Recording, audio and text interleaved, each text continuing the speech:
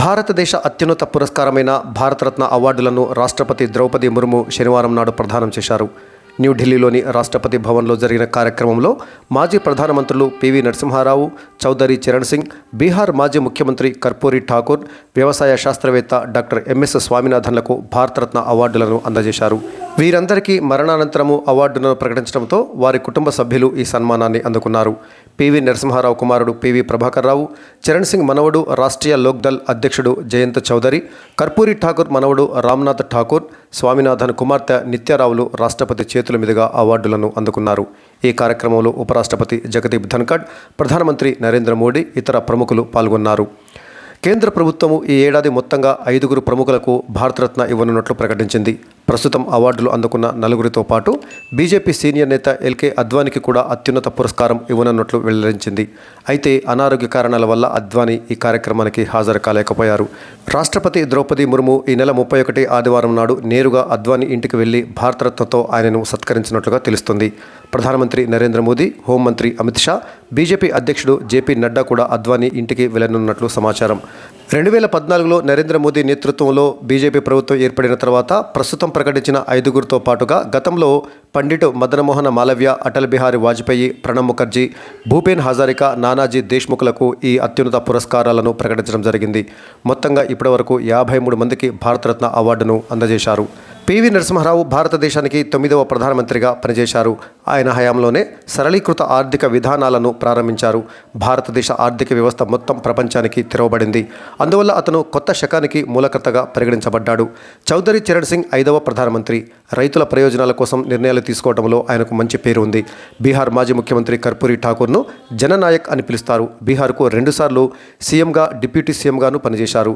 అతని సాధారణ జీవితం, ఉన్నతమైన ఆలోచనల కారణంగా అతని పేరు ఇప్పటికీ గౌరవించబడుతుంది. పివి నరసింహారావు తరపున ఆయన కుమారుడు పివి ప్రభాకర్ రావు రాష్ట్రపతి ద్రౌపది ముర్ము చేతుల మీదుగా అవార్డును అందుకున్నారు. చౌదరి చరణ్ సింగ్, కర్పూరి ఠాకూర్, స్వామినాథన్ కుటుంబ సభ్యులు కూడా భారతరత్న అవార్డు అందుకున్నారు. చరణ్ సింగ్ తరపున ఆయన మనవడు జయంత్ సింగ్, స్వామినాథన్ తరపున ఆయన కుమార్తె నిత్యారావు, కర్పూరి ఠాకూర్ తరపున ఆయన కుమారుడు రామ్నాథ్ ఠాకూర్ భారతరత్న అవార్డులను అందుకున్నారు.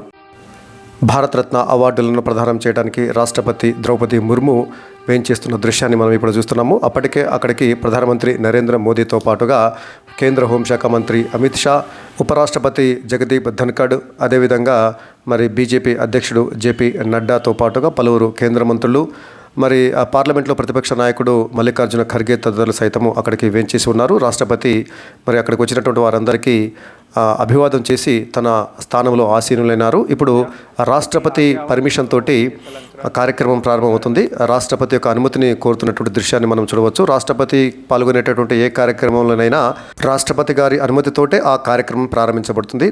దాంతోపాటుగా ప్రోటోకాల్ ప్రకారం ఏంటంటే రాష్ట్రపతి రావడానికి అంటే ముందే అందరూ కూడా వచ్చి ఉండాలి.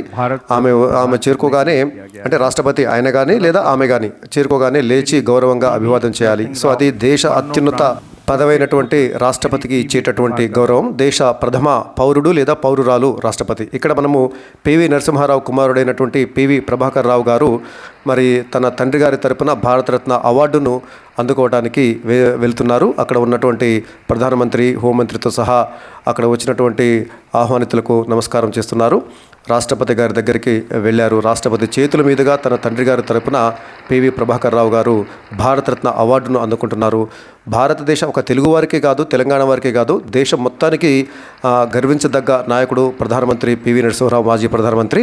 సో ఆయన చేపట్టినటువంటి ఆర్థిక సంస్కరణల ఫలితంగానే భారతదేశం ఇప్పుడు సరళీకృత ఆర్థిక విధానాలలో దూసుకుపోయి ప్రపంచం ఆర్థిక వ్యవస్థలో ప్రస్తుతము భారతదేశము 6వ అతిపెద్ద ఆర్థిక వ్యవస్థగా రూపుదాల్చిందంటే దాని వెనుక పివి నరసింహారావు గారి కృషి ఎంతైనా ఉంది. సో ప్రభాకర్ రావు గారు అక్కడ వచ్చినటువంటి ఆహ్వానితులందరికీ కూడా అభివాదం చేసి ధన్యవాదాలు తెలియజేస్తున్నారు.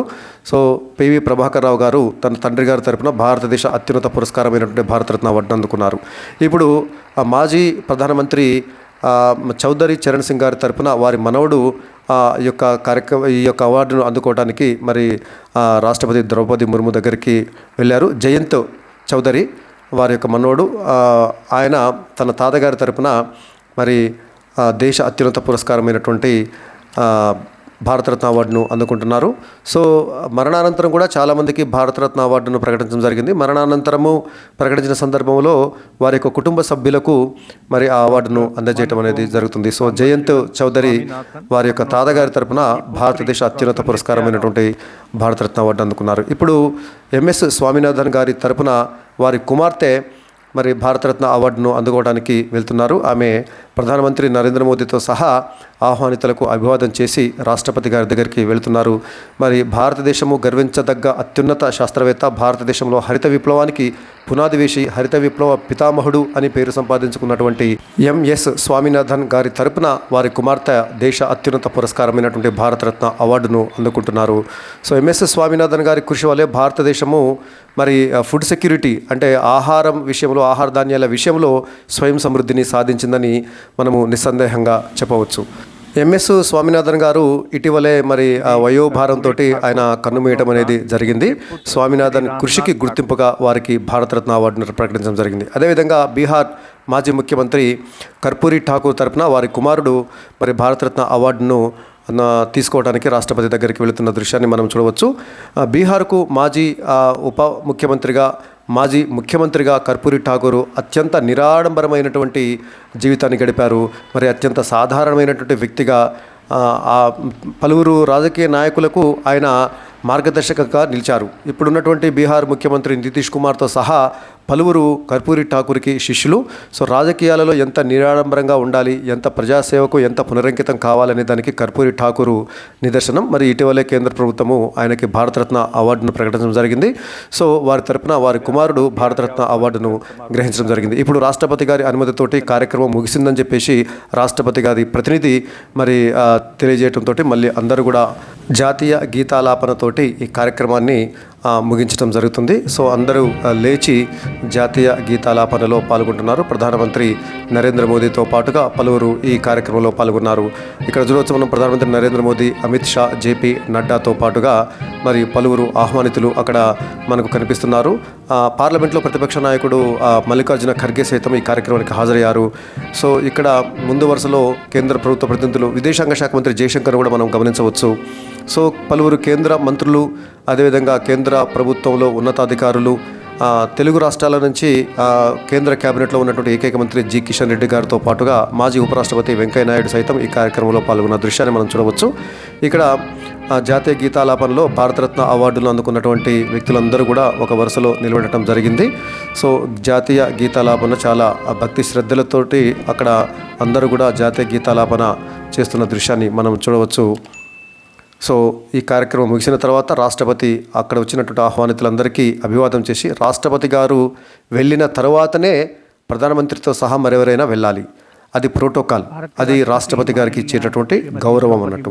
రాష్ట్రపతి రావడానికి ముందే అందరూ ఆహ్వానితులు వచ్చి రాష్ట్రపతి గారి కోసం వెయిట్ చేయాలి. కార్యక్రమం ముగిసిన తర్వాత రాష్ట్రపతి వెళ్ళిపోయిన తర్వాతనే మిగతా వాళ్ళు వెళ్ళిపోవాలి. అది గౌరవం.